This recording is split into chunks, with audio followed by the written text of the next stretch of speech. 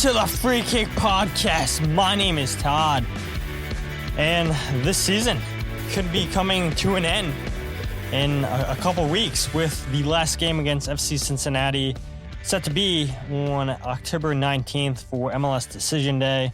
And we can talk about all the different scenarios that the Union need to happen in that game.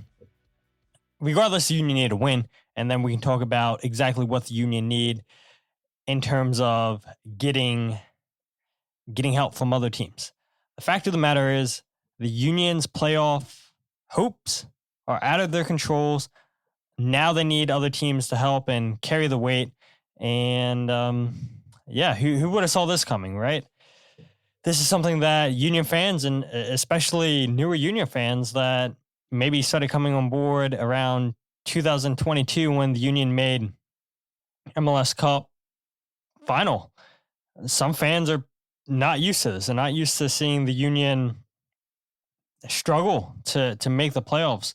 Fans aren't used to seeing the Union potentially be eliminated. And it's disappointing that this is where we're at, because I think if you look at this roster, there's plenty of players on the roster that are talented enough. But the issue is the Union just have let results get out of hand. They've let, their destiny slip. And I'm lost for words for really what we've seen this year in terms of bad quality games. And of course, we'll get into that, but I feel like you guys already know the games that the Union disappointed on this year. You guys know the games that the Union didn't look great in. And the fact of the matter is, those games have now come back and haunted the Union. And now we have to sit here and wait. We have to sit here and wait and hope that the Union, when game time comes against Cincinnati, hope that the Union get a win. And then everybody else is going to be scoreboard watching too. So it's an uncomfortable position where we're just playing the waiting game and everybody's thinking, what if this would happen? What if that would happen? And what Jim Curtin could have done differently, what he didn't do, what Ernst Tanner should have brought in the summertime. And that's what fans are going to be saying here the next couple weeks on social media. There's going to be a lot of debates. I'm sure a lot of people getting into arguments. And the truth of the matter is there's nothing anybody can do. There's nothing the players can do. There's nothing the coaching staff can do. They go out there and hopefully win against Cincinnati and then hope that results go their way in other games. But before we talk about the game against Columbus Crew, we do have some news. Not a lot of news, but regardless, it is news. So without further ado, let's get straight into the news.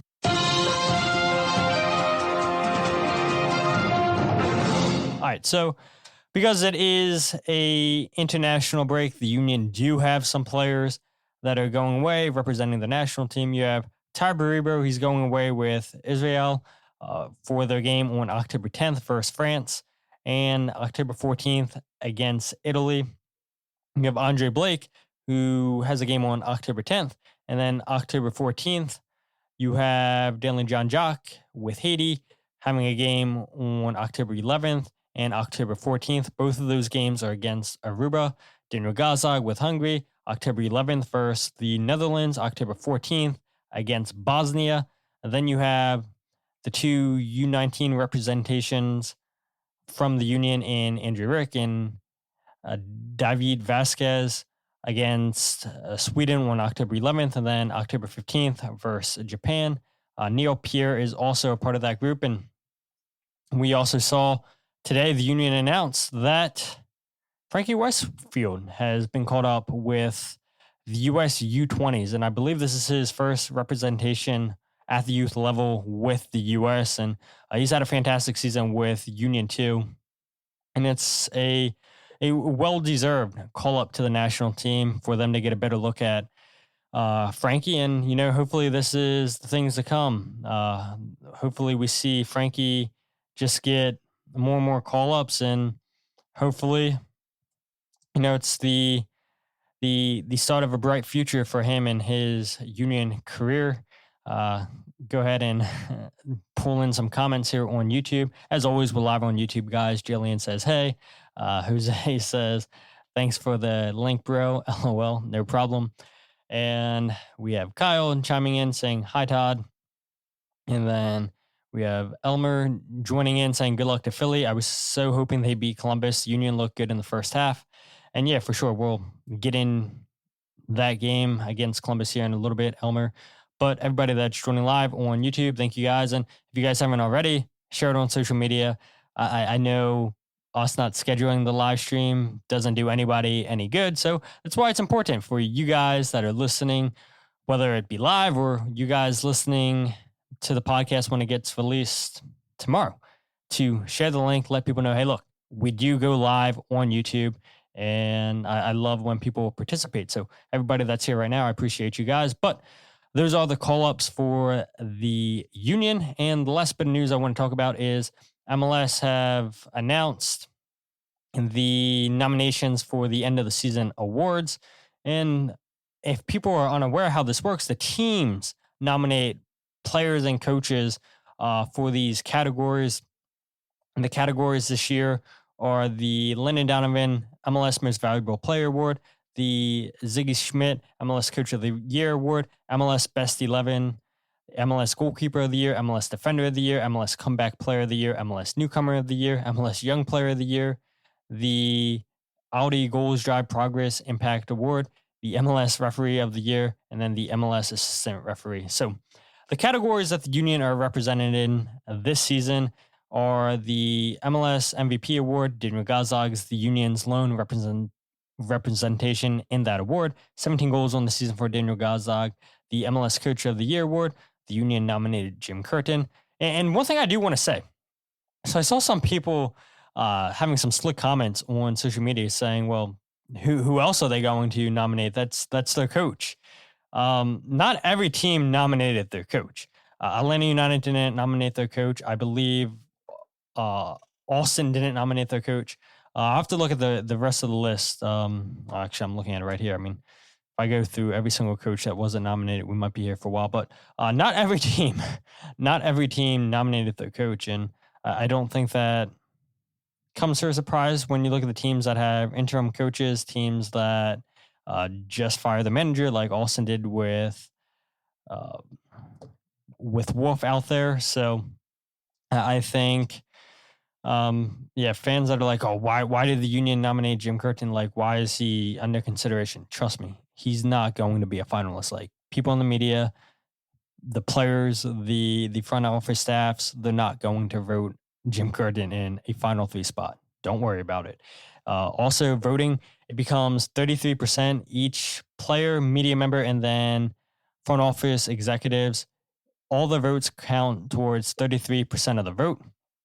And we'll see the nominations here in a couple weeks for the final, but I don't expect Daniel Gazdag to be in the final three. Jim Curtin's not going to be in the final three. The Audi Goals Drive Progress Impact Award, Kai Wagner's a nomination. He has a chance with what he does with kick childhood cancer. Really, really good, impactful story. I'm sure you guys have all seen with him in Charlotte last year. And then him, Leon Flock, and Oliver Zemla hosted a soccer training camp throughout the summertime, raise money for kick childhood cancer. So there's a possibility that Kai Wagner winds up as a finalist. MLS Comeback Player of the Year award, Leon Flock, and then the MLS Young Player of the Year award, Quinn Sullivan and Jack McGlynn. And for people who, again, just unaware how these awards work, you can have no more than two representations for these awards. And so, yeah, the Union, I don't think, come away with any award winners here. Maybe Kai Wagner, maybe, but got to look at the rest of the representations for that award that he's up for. So a lot of good people, a lot of good players around MLS doing good stuff, and I'll leave a link in the description so you guys can go ahead and take a look at what players are doing around the league.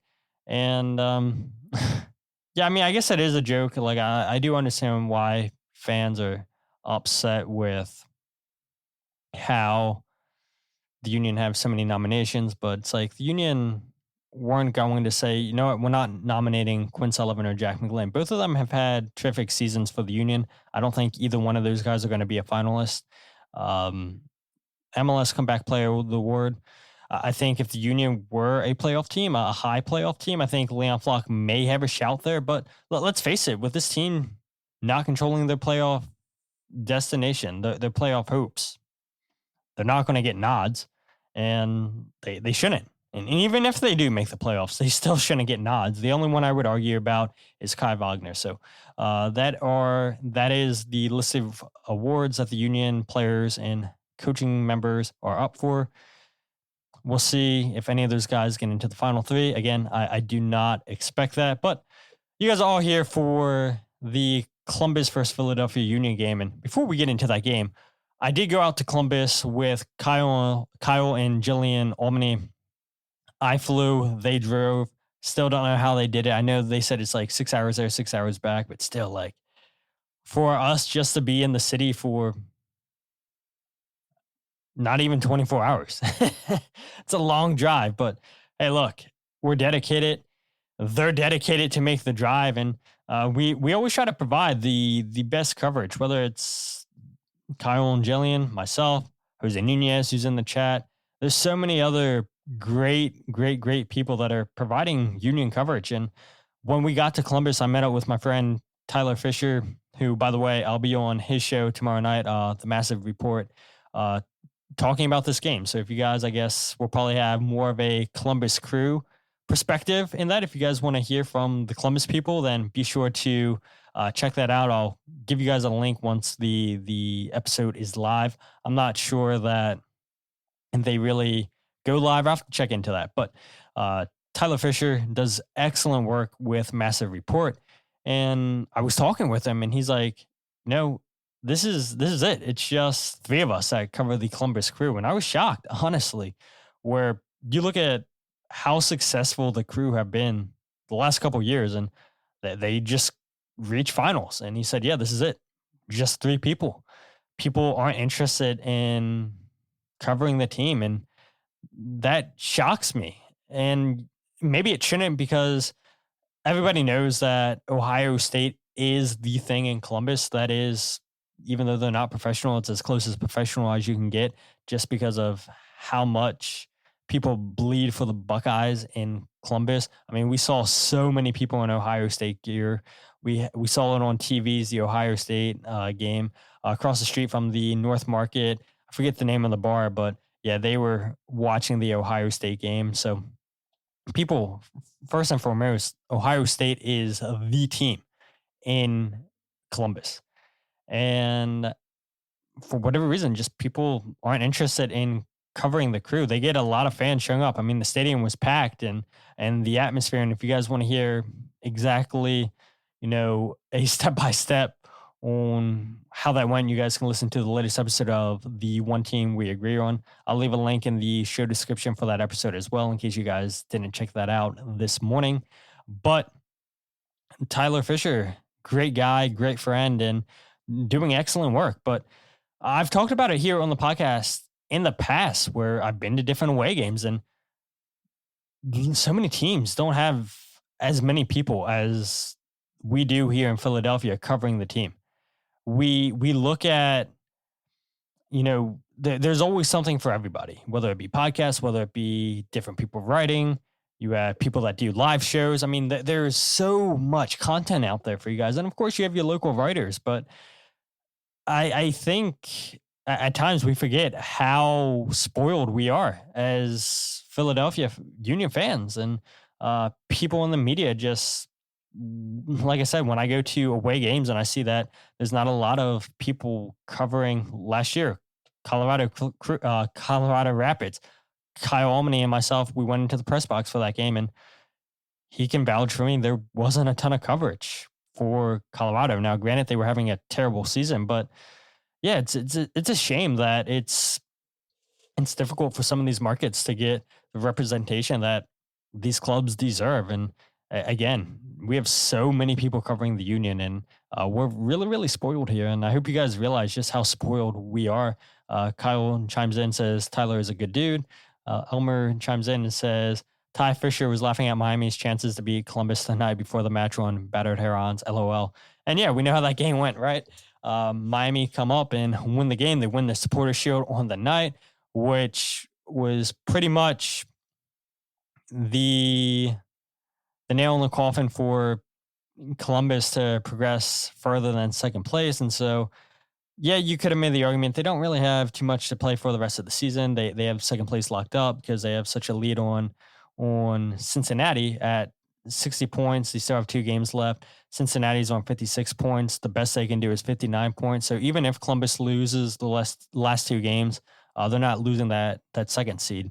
Inter Miami in first, Columbus in second, Cincinnati in third, and the first 3 spots, they're all locked up in the Eastern Conference. And then you have Orlando City in fourth at 52 points, New York City with 50 points, Charlotte at 48 points, New York Red Bulls at 47 points in seventh, DC United in eighth with 40, Montreal in ninth with 40, Toronto eliminated, Philadelphia and Atlanta are the last 2 teams fighting for a potential playoff spot. Again, we'll get into scenarios and whatnot a little bit later, but it was really nothing that Columbus has to play for anymore after they got the victory over the Union, and that was a difficult game for Columbus Crew against Miami. And I said, I believe on this show, that maybe because of the way that Columbus lost the game against Miami, look, they had a chance to tie it up and at 3-3, but they had a penalty kick saved and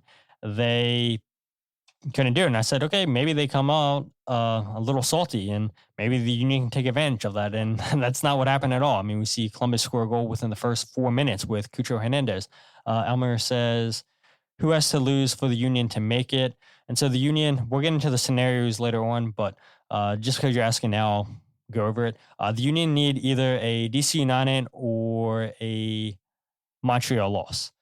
One of those 2 teams losing and a Union win over Cincinnati guarantees that the Union will be in the playoffs, but it's going to be tough. You have DC United who face off against Charlotte this weekend, and then you have New York City facing off against, I should know this. Is it New England? Is it New England? Is it New England? So many different scenarios. You have, sorry.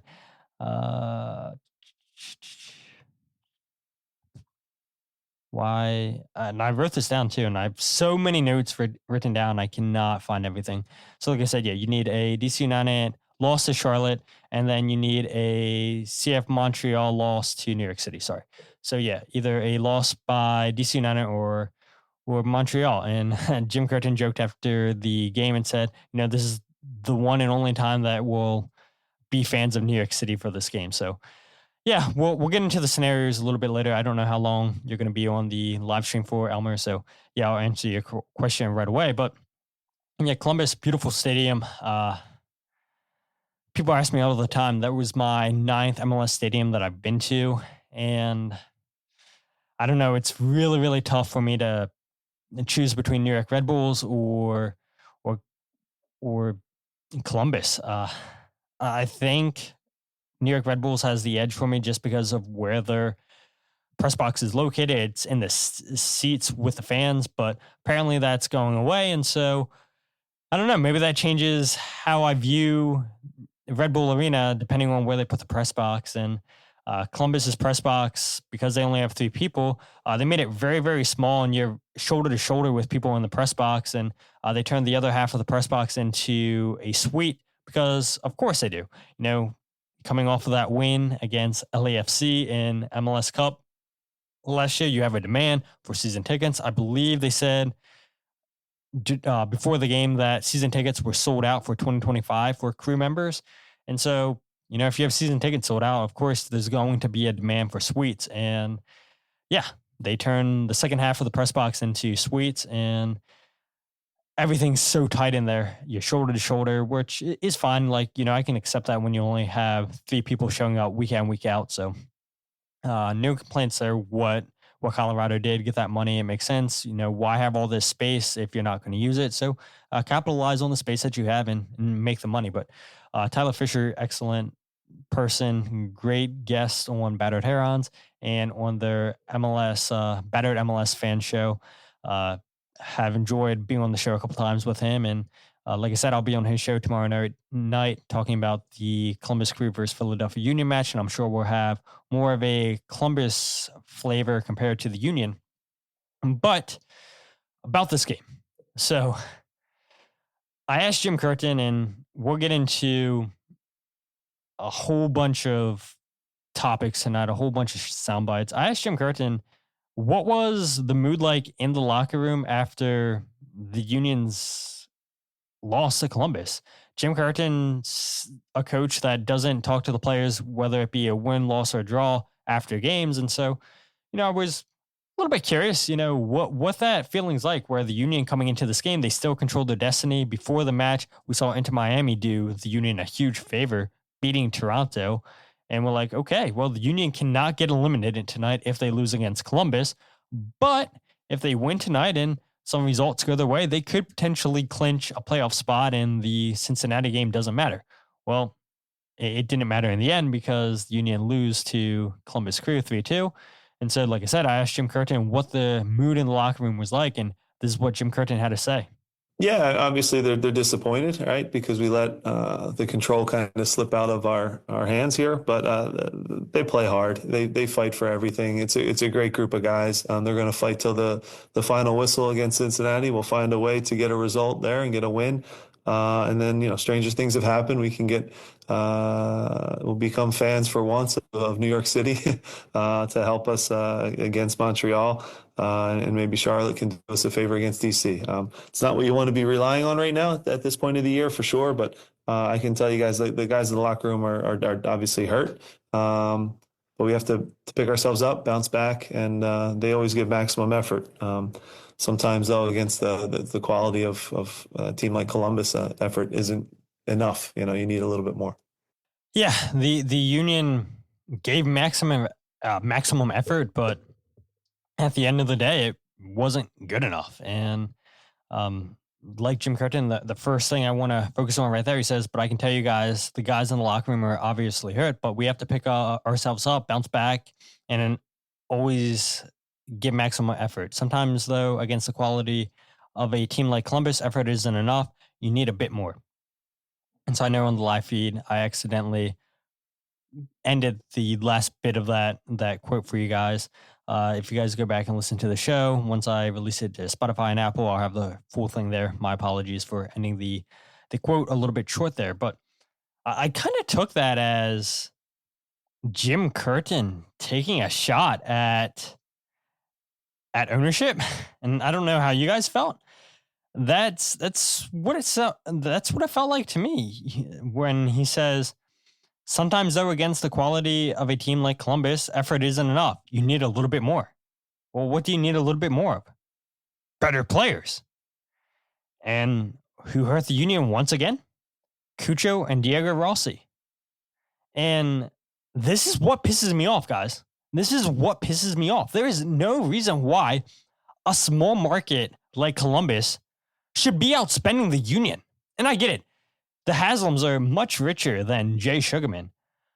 But I don't think it's a great look for MLS to have such a huge market like Philadelphia behave like a small market club. That's not a good look. You should want arguably a top 5 market in the United States for sports. Let's face it, they have the 76ers, they have the Eagles, they have the Flyers, they have the Phillies, and they have the Union. They have 5 professional sports teams in the city. And this is a huge market. There is no reason why, absolutely no reason why, the Union performed like a small market. Yes, you can have your Moneyball aspects and go out and find diamonds in the roughs.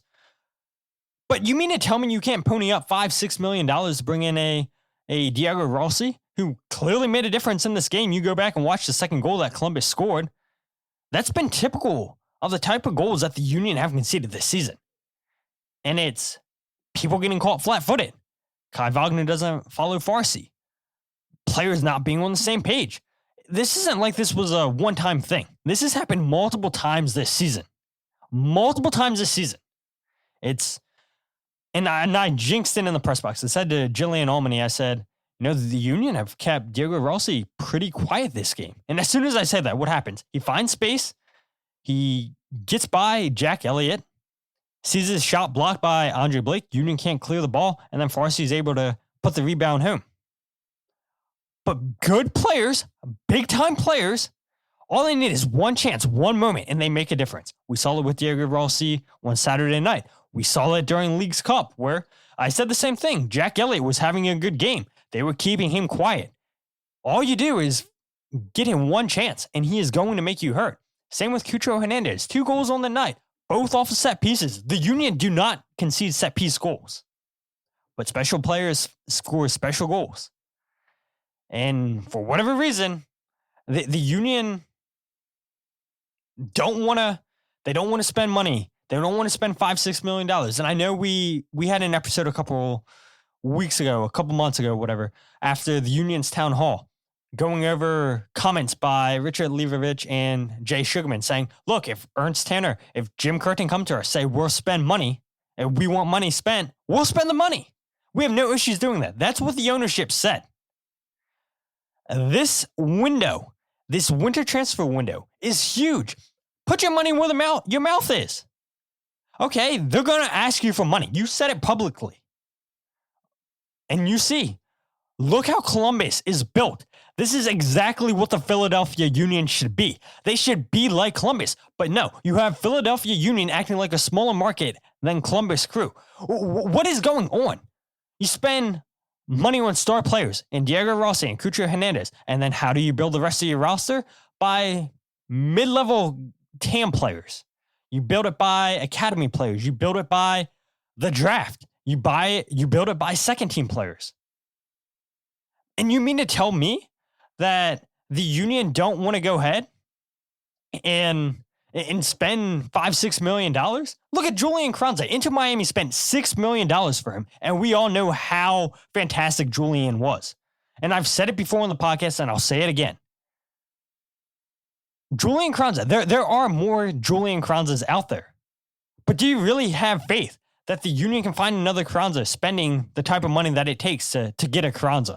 I don't have that faith. Yes, I know the ownership came out and said, we'll spend the money.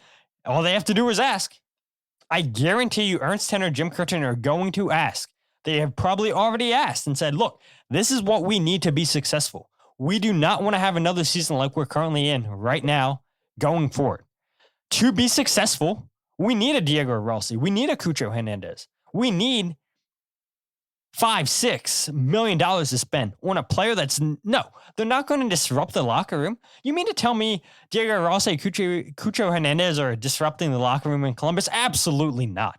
This whole idea of, well, the more money you spend, you're going to upset players. When you're spending X amount of money to bring them in, when you're paying them a couple $1 million, that's not going to disrupt the locker room. You want to know what's going to disrupt the locker room? Kevin Sullivan getting paid $500,000 when he's only played, 3 professional games for the Union? He's making more than at least 7 players off the top of my head. You mean to tell me that players in the locker room aren't jealous, aren't upset about that, where they've been professionals for a lot longer than Kevin Sullivan is, and he's already getting paid $500,000? He's getting all these sponsorships. He's getting all these opportunities. You mean to tell me that's not going to disrupt the locker room? But, we bring in a player that's not a star. Nobody's asking you to bring in a Zlatan Ibrahimovic, a Luis Suarez, a Carlos Vela. Nobody's asking you to bring that in. Or how about this? Who knew who Joseph Martinez was when he was with Atlanta? Who can tell me, listening to the podcast, can say, yeah, I knew who Joseph Martinez was playing in Europe? I guarantee majority of you guys listening to the podcast could say, I don't know who he was. But guess what? That's good scouting by Atlanta United. He comes in and he is a star. Miguel Almiron, nobody knows who he is a star in MLS. There is so many examples. And I use this example all the time, and I'm going to continue to do it. Not just because Elmo is saying he is a Inter Miami fan, but because it's a perfect example. Diego Gomez, $3 million is what Inter Miami spent to bring him in. And a year later, they're selling him for $15+ million. That is unbelievable business. Why the Union can't find more U22 players like that? Why the Union can't invest that type of money? It is successful. It is successful. The Union should be what the Columbus Crew are. And the fact of the matter is, until ownership spends like that, they're not going to be. They are not going to be. And fans have been calling for a roster blow up for the last couple of years. This is it. This is the perfect opportunity to blow up this roster. I started the show saying I cannot believe the Union are in this position, that there is quality, talented players on the roster. They are not as bad as their position says they are. But the fact of the matter is they are in 11th place in MLS because of what has happened throughout the season. They have quality players. Kai Wagner would start on every single team in MLS. I truly believe that. Tyber Rebo would get in majority of the rosters in MLS. Nathan Harriel would get in majority of the rosters in MLS. Andre Blake would get in majority of the rosters in MLS. Dalen John Jock, I know he's not been here for a while. He would get into majority of the rosters. The Union have quality players. Daniel Gazdag would get in. And I know fans are upset because he's not your typical 10.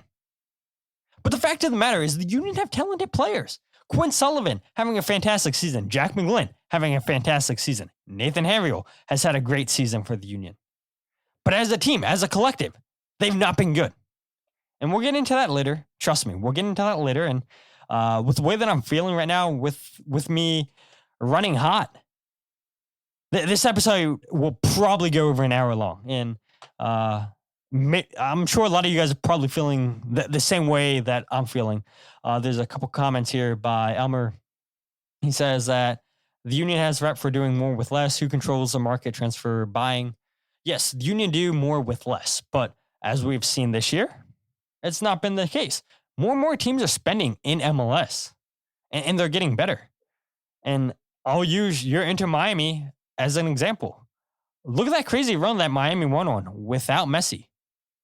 That run in the summertime without Messi because he was away with Argentina during Copa America, and then he was hurt. That run happened because of the fantastic scouting that Inter Miami did, bringing in U22 players, bringing in high-level TAM players. That is fantastic scouting by Chris Henderson. And yes, fans would argue and say that, well, it's not hard to attract players because everybody wants to play with Messi. True, I get that. I agree, 100%. And Elmer mentions the Union need to hire Chris Henderson, which, there's reports out there that I saw that Chris Henderson's going to be leaving Inter Miami. The expected place is supposed to be Atlanta.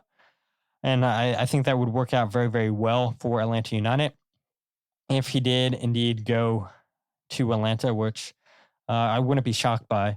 Again, who's Union sporting director? Ernst Tenner. So again, I know a lot of people that started listening to this podcast is because of the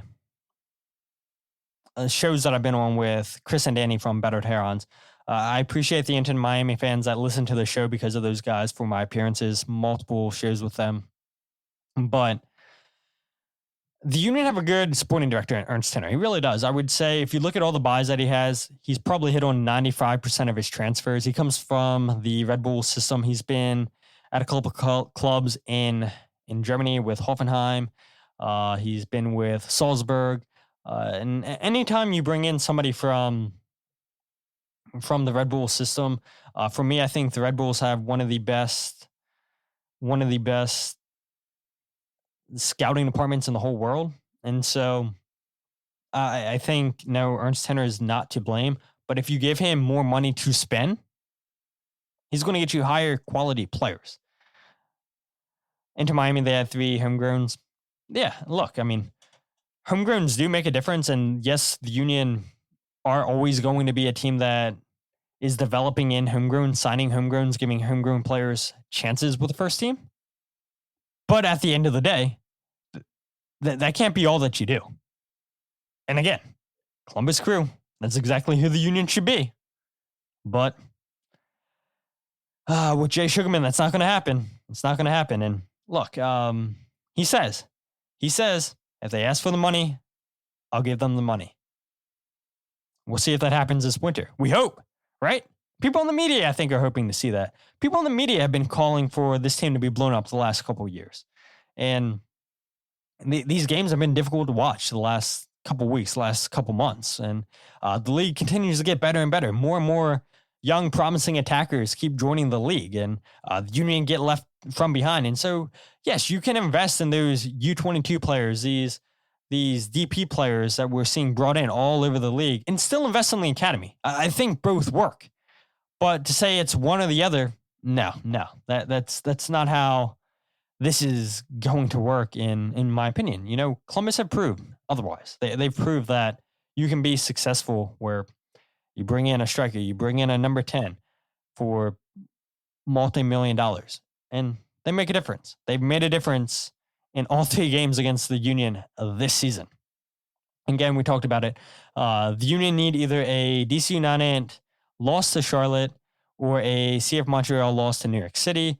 The good thing for the Union is both Charlotte and New York City have something to play for, as both teams want to get a higher seed in the playoffs. And Charlotte's highest position they can finish in the Eastern Conference is 5th, and the lowest they could finish is 7th. New York City, on the other hand, could finish as high as 4th or lowest as 7th. And keep in mind, too, like I said, we started the show off talking about international breaks. These teams are going to want to be fresh for the playoffs. They want to keep their players match ready, match fit.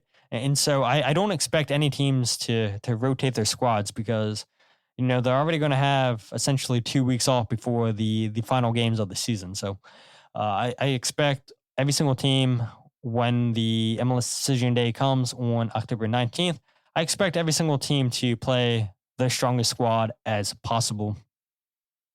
But let's move on to another topic, and I'm a little bit winded. Just thinking about, and it's crazy too. I'm about to go on another tangent, I feel like. Being in Columbus, and no, we did not explore all of Columbus, but you could just look at the buildings. Columbus isn't a big city compared to Philadelphia. I talked about it. 5 professional teams in Philadelphia. Well, you have 2 professional teams in Columbus, the Blue Jackets hockey and the Columbus Crew. It's not a big city. It's not a big town. And you have big players that have played in the Premier League with Watford and Cucho. Diego Rossi played with LAFC. Both players seem to be fine in Columbus. It's crazy. It's so crazy to me that a small market like Columbus is acting like a big market, while the big market in Philadelphia is acting like a small market team. It's insane. But I asked Jim Curtin why the Union decided to start Leon Flock and Daniel John Jock together. That's the second time the Union have done that this season. Funny enough, the other time the Union did it was against Columbus, and the Union's 1-0 loss at Subaru Park earlier the last couple months. When? In August, I think, is when these two teams last played, not counting Saturday. Or no. They played both times in August against Columbus Crew. But yeah, so I asked Jim Curtin why he decided. Is there something that they saw in the last game against Columbus that justified them both starting the game? And this is what Jim Curtin had to say. We wanted to get athletes and quickness on the field tonight, just because of how much, they pull their 210s with Rossi and Cucho and Ramirez. They float all over the place. They have a lot of flexibility. So we wanted to at least have, quick guys to clog the middle. When you can see it in the 3rd minute off of a restart, the plan kind of out the window. So it became difficult. But overall, it's been a little stop and start for Danley, unfortunately, with the injury. So, just still trying to get him up to speed again with his teammates. And I know he's going to have a big future here at the club. But, just tonight was just a tough night because we were chasing it from the very start after conceding so early. And so I knew what Jim Curtin was going to say. I knew that he wanted to get more athletic players on the field. And I agree with that 100%. We wanted to get athletes and quickness on the field, though, tonight, just because of how much, they pull their 210s with Rossi and Cucho and Ramirez. They float all over the place. They have a lot of flexibility. So we wanted to at least have quick guys to clog the middle when you can see concede in the third minute of a restart, the plan kind of is out the window. And yeah, that is true. Your plan does get thrown out the window, and now you're chasing. And the Union, Jim Curtin says it all the time. There's a team that's not built to play from behind. And to the Union's credit, they finally equalize it with Nathan Harriel. It's a good set piece routine. Union continue to score goals off of set pieces. Jack Elliott takes a free kick. Ball goes under the wall. Columbus doesn't clear it, and Nathan Harriel's there to put it past Schulte, the goalkeeper for Columbus, at his far post. Game tied at 1 apiece. But this is exactly what you need. Jim Curtin said athletes and quickness on the field against Columbus. This is exactly what you need. This is exactly why you need another 8. You need 3 8s if you sell Jack McGlynn, if Liam Flock's not brought back. You need quick and athletic players. And I think it's pretty obvious to everybody that's what the Union need. Why has Quinn Sullivan been successful for the Union this year? Because he's an athlete. Athletes make a difference. And this is no shots fired, and this isn't meant to be a shot at Alejandro Bedoya or Jack McGlynn. But neither one of those guys are athletes. And I think Jack McGlynn would tell you that. He's more of a deep lying playmaker. And you look at the quickness of this game, I don't really think this was a game for Jack McGlynn. Yes, I know he scores in the game, but the game, in my opinion, was too quick. And remember the last time out against Columbus in the League's Cup, he got cooked by Diego Rossi. The Union lose that game 3-1. In the very next game, Jack McGlynn's on the bench because of his poor performance against Columbus in the League's Cup. Alejandro Bedoya being your first sub, I think we all knew that was what was going to happen. I think for me, I would have went with Jesus Bueno. I think Bueno actually could have kept up with the pace in this game a lot better than Bedoya. I think I would have brought Alejandro on in the last 5-10 minutes where you're playing those long balls, hoping that somebody can win a knockdown and now you can hopefully get a shot on goal. But no, Jesus Bueno does not see game time at all. And if I'm Jesus, I'm calling out my agent and I'm saying, get me out of Philadelphia after I have a strong season in the second half with the club. I find game time hard to come by. This is a game where I think he could have made a difference. And the Union don't go with him. The Union do not go with Jesus Bueno in this game. They go with Bedoya first, and then the second midfielder they bring on is Jack McGlynn. And when you face teams like Orlando City and Columbus, you are going to struggle to go toe-to-toe with them because you don't have midfielders for those type of games. You don't have center backs that can keep up with the quick attackers in this league. The league's changing. We talked about it. That there is more and more quality every single year. Teams are spending more and more money on quality players in this league. And let's face it, Jack Elliott, Jacob Glesnes, time and time again this season, they've been burned defensively, 1v1. They've got turned inside out way too many times. They've struggled to keep up with the pace at times. They're not the quickest center backs. They've not been on the same page at times this season. You need new center backs. You need more athletes in that midfield. And that's why this winter transfer is going to be so important for the club. And so I hope it's a big winter. And trust me, we're going to have a lot of content to talk throughout the winter time. I hope a lot of moves get made. And yes, I know the season's still going on, but if you guys can't tell, I feel like the last couple episodes I've spent more talking about what the future looks like than what this season is. This team doesn't deserve to be in the playoffs, and yes, they could very well beat Cincinnati. I think it's going to be tough. Cincinnati is a great club. Yes, the Union have scored a lot of goals this season against them. Yes, the Union have got a win this season against them. But the Union haven't been good at Subaru Park. The Union haven't been good at Subaru Park against FC Cincinnati either the last 2 years. So I regardless of what happens against Cincinnati, the Union don't deserve to be in the playoffs with how bad they've been. Elmer chimes in, says, Union needs a consistent playmaker and just need to be more clinical in the final third. The other players will grow into the other supporting positions. And I would make the argument actually that the Union's issue isn't scoring goals. You look at it, the Union have scored 61 goals this season in MLS, which puts them as the third highest scoring team in MLS, and it puts them as the sixth highest scoring team overall. So, I mean, the Union are scoring plenty of goals.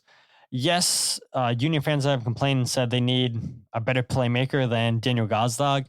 Yes, Union fans have said they've wanted more midfielders to create, and I think the Union probably do need that. I think this team's hurting without having a Jose Martinez. I can spray the ball from side to side, play these long balls where you're not always relying on the center backs to play those type of passes. Danlin, John Jock, Leon Flock, they're not that type of player, and they're not asked to be that type of player. But it's so important for me, in my opinion, at least, that when the Union go out and get in number 6, that they have the qualities to be a deep lying playmaker. And so I think the Union they're fine scoring goals. Scoring goals hasn't been an issue. It's conceding way too many goals, and it's a really good segment actually to go into the next topic of how different would this season have been if Andre Blake wouldn't have been hurt. And Jim Curtin was asked after the match how different this season would have been if Andre was available for more than 13 games this season, and this is what he had to say. Look, it's never just one thing, Jonathan. I think that, through the years, we've been a team that's been pretty consistent. We have relied on great goalkeeping. We missed Andre for a very, very long stretch of the season. We had, minimal injuries, to be honest, this year compared to, every team that goes through injuries for sure. Again, it became a season where, if you think back on some of the points that we dropped and the way that we did it and the fashion we did it, we did this to ourselves. And I think we realized that. We went through a really hard stretch in the middle part of the season. Part of that was because Andre was out for sure. I do think it would look different if he was in the whole season, but, we win as a team and we lose as a team. That's the way it is with this group. Again, in these types of games like tonight, like Orlando, you need your best players to be your best players, not to simplify things. And, you look at our last 3 and we can't be relying on Nathan to be the one that's getting goals for us. Those need to be the outliers. So we did a good job as a team to get ourselves back at least in the playoff picture. But the last 2 games were against tough opponents, don't get me wrong, but we needed some special performances, and we just we didn't get them collectively as a group, and then individually we didn't have anyone do something maybe out of the ordinary that you need on the road to get a win. Yeah, there's a lot to break down right there with what Jim Curtin said, and I guess we'll start with him saying, if you think back on some of the points that we dropped and the way that we did and the fashion we did it, we did this to ourselves, and I think we realized that we went through a really hard stretch in the middle part of the season. Yeah, part of that was because Andre was out for sure. I do think it would look different if he was in the whole season, but we win as a team and we lose as a team. That's the way it is with this group. And so Jim Curtin mentions drop points. The Union have dropped 26 points this season. And for me, the games that hurt the most, 26 points is a lot of drop points. Don't get me wrong. That's a lot of drop points. And majority of those games that they drop points in are games without Andre Blake. But Chicago Fire, you're up 3-1, and you guys are getting tired of me mentioning this every single episode. I'm hurt. I'm really hurt by that game. I go to Chicago, and I watch the Union blow a 3-1 lead, and they lose 4-3. Should not have dropped points. Should not have lost that game against Chicago Fire. And then into Miami, you're up 1-0. You lose 2-1 despite being up 2 men. You're up a man for 15 minutes, and then you're up 2 men for 10 minutes. And the Union get counterattacked and lose 2-1. That wasn't really Oliver Zemla's fault. Jacob Glesnes at fault for that. Got beat 1v1. It's happened multiple times this season. Way too many drop points for the Union this season. But that's the 2 games. That is the 2 games why the Union are not in a playoff spot. That's the 2 games why the Union aren't going to qualify for the playoffs. You take care of your business against Chicago. You wrap things up against Miami at home, a messy-less Miami, mind you. And we're not having this conversation. We're not talking about shoulda, coulda, woulda. But we are. And so I'll break down the numbers. With Andre Blake in goal, the Union have conceded 12 goals in 13 games. Andre Blake's faced 156 shots, 48 of those being on target, 12 shots per game, 3.7 shots on target per game. Without Andre Blake this season in MLS play, 41 goals conceded in 20 games, 288 shots faced, 108 shots on target, 14.4 shots per match, 5.4 shots on target per game. Now, I do have to note, Andre Blake had to exit 3 games this season. Against Minnesota United, the Union were up 1-0 in that match. They wind up winning 2-0. Atlanta United, the Union were tied 0-0. They draw that game 2-2 down in Georgia. Against Seattle Sounders, the Union are tied 0-0. The game gets suspended because of rain. Then the replay of this game, Andre Blake's injured, and so they sub Andre Blake out for Oliver Zembla. The game resumes in the 6th minute. The Union lose that game 3-2. And so Andre Blake has missed a lot of games this season. He's started 3 games. He's had an exit in those games. And I gave you the numbers there when Andre Blake was in net in those 3 games. Didn't concede any goals. Andre Blake comes out in 2 out of 3 of those games. That's when the Union start to concede their goals. And so I think we all know just how important Andre Blake really is to this team. And there's an argument that could be made. Okay, what's changed defensively? And I try to look for it. Jim Curtin said it a couple times this season where whether it be Oliver Zembla, whether it be Andrew Rick, the team plays less aggressive. They play more conservative. The center backs play more conservative. They're not coming out of position and try to win the ball back quickly because they don't trust Oliver Zembla. They don't trust Andrew Rick. They want to make things as comfortable as possible for them in the back. And I think that's part of the reason why we see without Andre Blake, the Union concede so many shots. And you're asking the center backs to play a way that they're not typically used to playing with Andre Blake in the goal. So it's a big issue when your center backs are not playing the way that they're comfortable playing. And I'm looking at the live stream right now.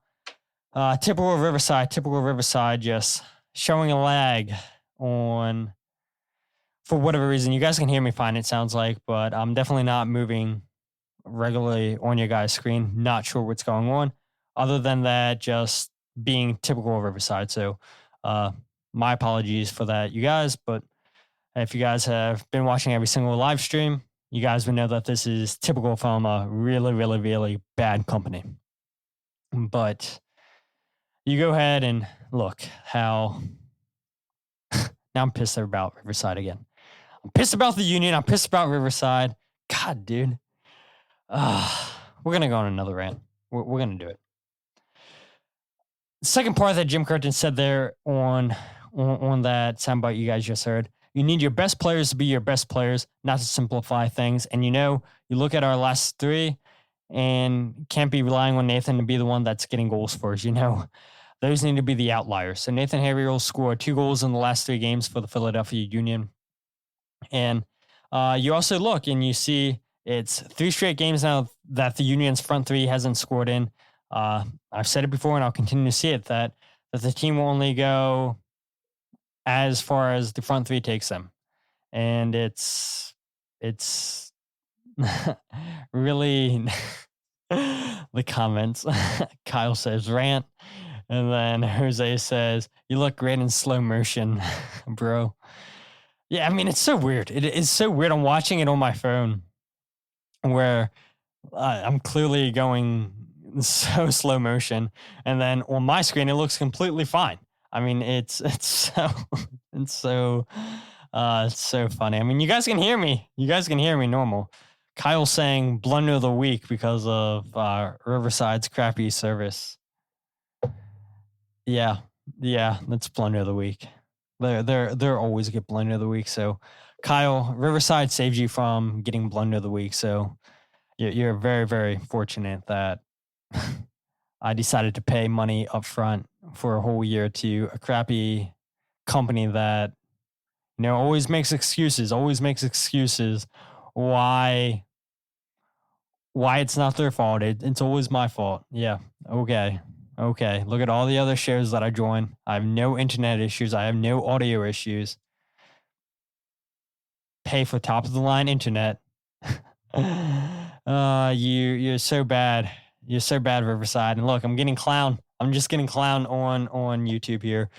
Todd gets a yellow card for the slow-mo. Look, if I could fix it, I would fix it. It's so bad. So maybe we should end the live stream, right? I mean, at least you guys can hear me, but I have so much that I want to get to. So sorry, ADHD, totally distracted. Jim Curtin said, you need your best players to be your best players, not to simplify things. And, you look at our last three and we can't be relying on Nathan to be the one that's getting goals for us. Those need to be the outliers. Like I said, 3 straight games now that the Union's front three hasn't scored in. I've said it before, I'll continue to say it, that the team will go as far as the front three takes them. And Darlington Nagbe completely took Daniel Gazdag out of this game, had a huge chance in the 88th minute with a Wagner cross to the back post. Got to at least put those on target. Does not do that at all. The Union had no answer to Columbus's high line or pressure. Really struggled to get out of their own half at times because of it. Mikal Uwe in this game, he had 30 touches in 90 minutes. 4 of those touches inside the 18. Ty Baribo, 26 touches in 90 minutes. Daniel Gazdag, 36 touches in 90 minutes. And I took it a step further, looking at these numbers specifically for you guys. Okay, where exactly did Ty Baribo, Mikal Uwe, and Daniel Gazdag take their touches? And because of things going so slow-mo, I'm not even going to show you guys the graphics because I feel like if I do that, it's going to completely break the live stream. But Mikal Uwe, he had 15 touches on the right side, 4 touches inside the box, 4 touches centrally, 3 in his defensive half. Ty Baribo, 12 touches on the right side, 2 inside the box, 7 touches in his defensive half. 7 touches as a striker in the own defensive half, that is not great. 3 touches centrally. Daniel Gazdag, 17 touches on the right, 14 touches inside his defensive half, 10 touches centrally, 2 touches inside the box. For your 3 players that are going to take you as far as you go, your 3 players that you rely on scoring the goals, that's not where you want them taking touches. Every single player being taken out to the right side. Columbus making it extremely hard for the Union to attack centrally, forcing the Union's playmakers to drop extremely deep to get on the ball. And once they do that, they're completely taking out of the game. And we saw that. All 3 players had no impact in this game. 60% of the Union's attack went down the right side, 23 went centrally, 17 down the left side. And it's no surprise, really, that we see the Union's best chance in the second half, minus the Jack McGlynn goal, comes from the left side. We see the Kai Wagner cross to the back post to Daniel Gazdag.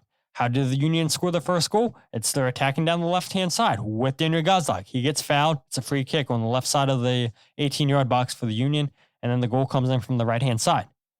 The Union's best goal-scoring opportunities come on the left. And Columbus knew that. And they made it very, very difficult for the Union to have any possession on that side of the field. They made it very difficult at times for the Union to play out of the back. And because of that, the Union struggled. And yes, the Union are typically a team that attacks down the right-hand side of the field, but not 60% of the match. No way. And Columbus, great team. Great team, how they lined up. And they made it extremely, extremely, extremely difficult for the Union to play their game. And so I'm not going to lie, guys. Pretty pissed off with what's going on with Riverside. I'm still watching this, and so I had a 4th clip to play for the night, but I'm not even going to get to that because of how crappy their service is. And so the clip I was going to play was, Jim Curtin talking about you need your best players to, you need not only your best players to be your best players, but you need the defenders to step up. And so I would probably go on a rant talking about that stuff, but I keep looking at the slow-mo with the Riverside. People keep leaving. It's not good. And so I'll fight the good fight, talk to Riverside's fantastic customer support, and not get this issue resolved. And I'll get blamed for why things are going this way. And, hopefully I can get my money back. I have a feeling they're probably not going to get my money back for what I paid for. But yeah, Riverside, I do not recommend ever using this company for any sort of podcasting because it's really crappy. Really, really crappy. So Riverside, you get Blunder of the Week for letting us down for a majority of these live streams. So if you guys aren't following the podcast on Twitter, Instagram, or Facebook, follow @FreeKickPod, wherever you get your podcast, The Free Kick. Make sure you check out the YouTube channel, youtube.com/freekickpod. Well, the one thing you guys won't have lag on is the goals breakdown videos. Yeah, time and time again, you have lag on the live stream apparently, but you don't get that with the goals breakdown video. So there's still a reason to subscribe and check out the YouTube channel, and then go to the Substack where you can get the podcast episodes. You guys can go ahead and get the live streams if you want to watch them there, and then you guys can also watch the goals breakdown videos, and then my writing, I do that there as well at thefreekick.substack.com. Again, going to be on with Ty Fisher tomorrow on Massive Report. I'll let you guys know when that episode drops. I'm not sure if they go live or not, but Jose coming in saying Riverside is ass. Yeah, you're absolutely right. I mean, we're halfway into this episode now, and I feel like we spent more than half the episode, at least half of the episode, watching me lag. Elmer says, no worries, good effort. Yeah, I mean, it's nothing on our end. It's all on Riverside, but crappy company, and they continue to let me down, and they continue to let you guys down. At least you guys could hear me throughout this episode, so at least there was audio, but picture, nope. So that's all the places you guys can find me on social media. You guys can definitely tell I'm distracted. I'm running hot. And I definitely wanted to go on another rant. I wanted to play another soundbite, but it's not happening with Riverside tonight because I'm frustrated and I don't want to spend any longer talking about that crappy company than what we've already talked about them on tonight's episode. So sorry we're ending the show this way. Sorry that this company continues to disappoint. So with that said, my name is Todd, and this is The Free Kick Podcast.